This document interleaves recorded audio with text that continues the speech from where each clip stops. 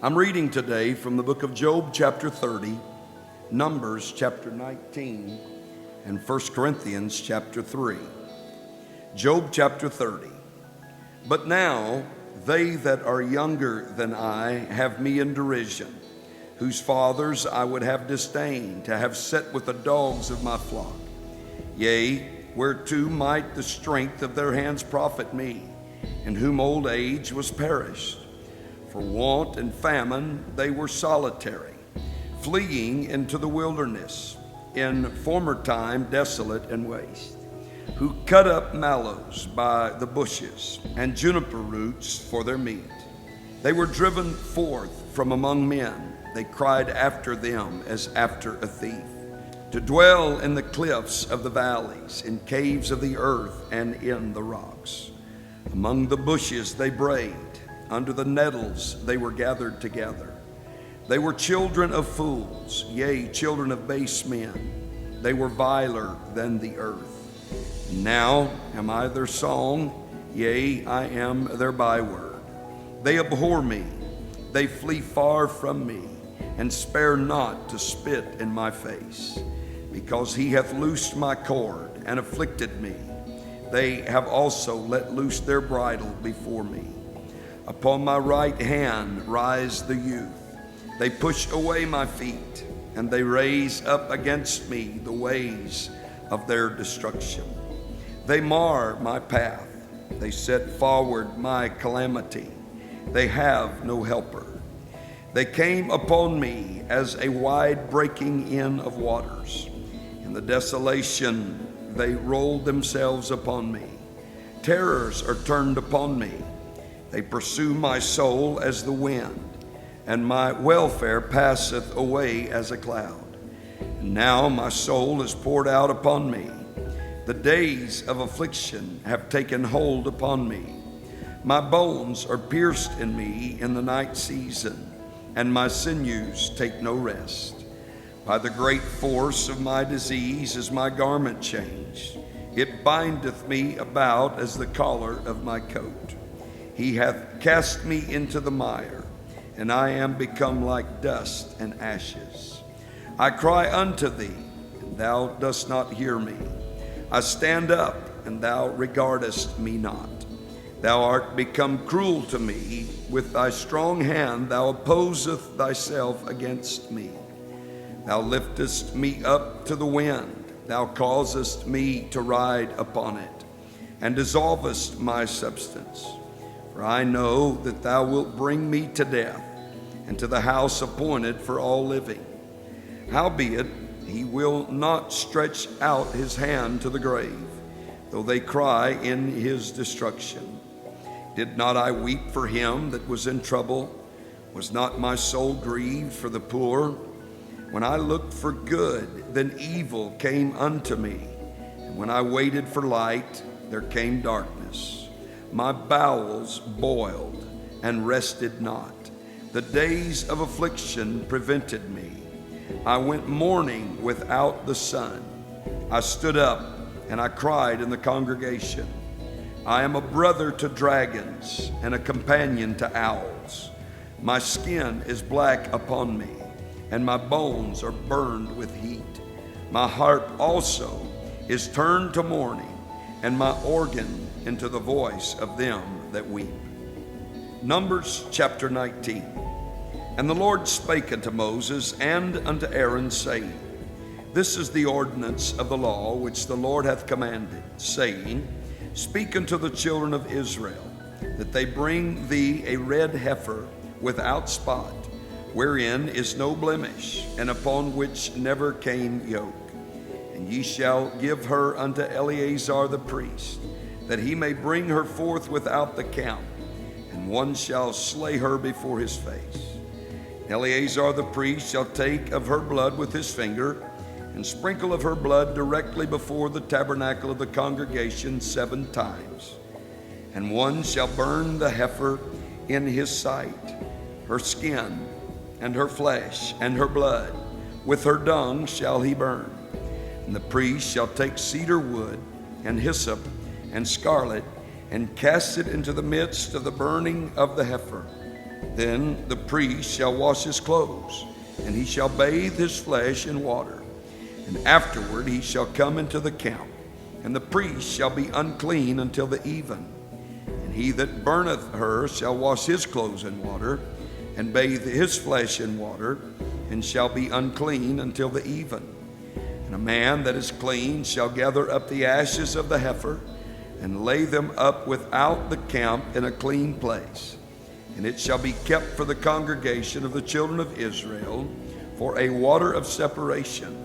It is a purification for sin.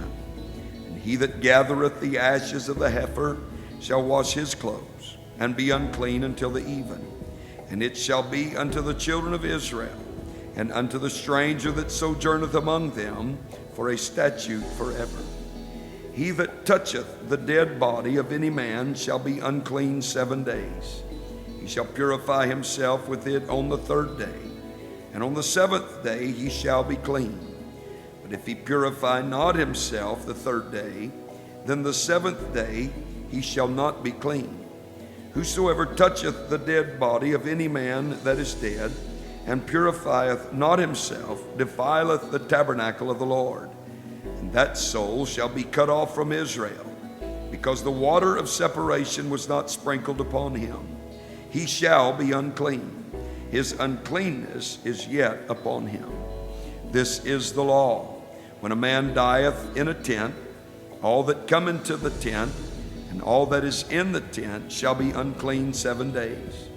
And every open vessel which hath no covering bound upon it is unclean. And whosoever toucheth one that is slain with a sword in the open fields, or a dead body, or a bone of a man, or a grave, shall be unclean 7 days. And for an unclean person they shall take the ashes of the burnt heifer, a purification for sin, and running water shall be put thereto in a vessel.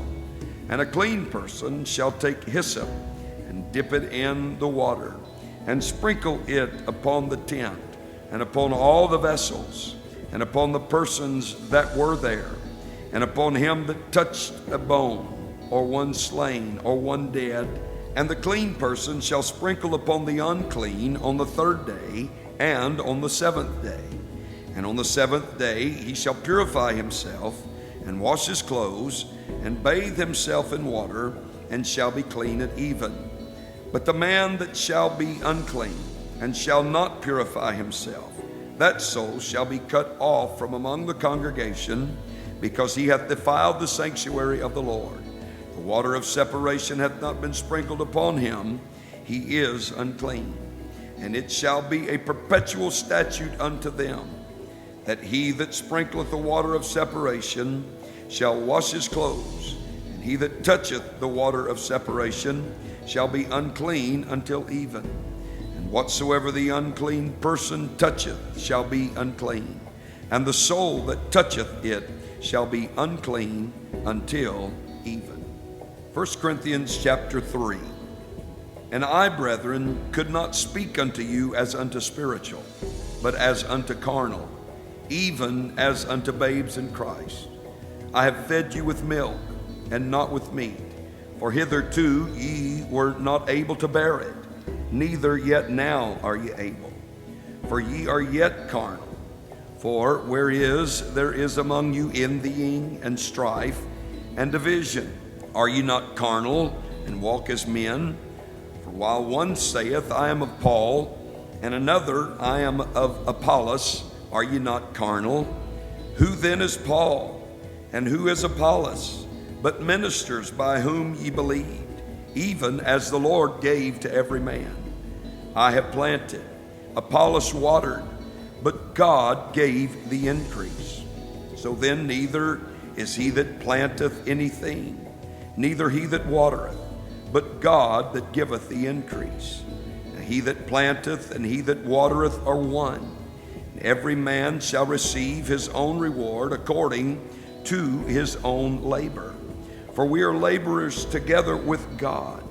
Ye are God's husbandry, ye are God's building.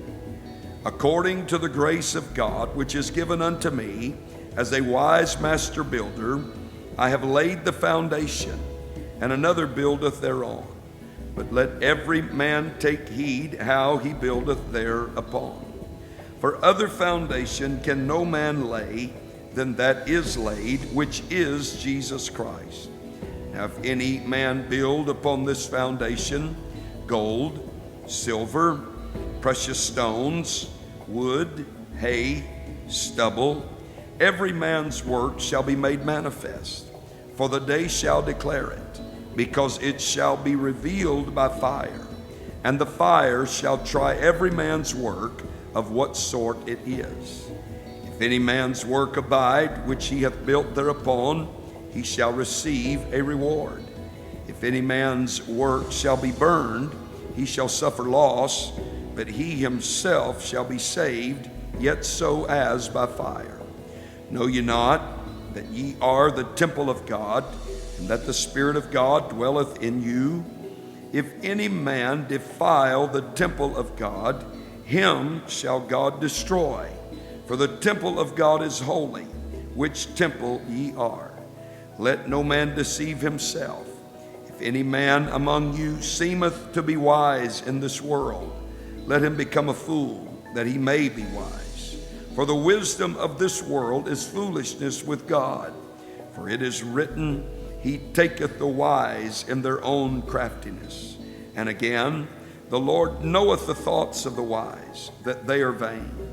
Therefore, let no man glory in men, for all things are yours, whether Paul or Apollos or Cephas or the world or life or death or things present or things to come, all are yours.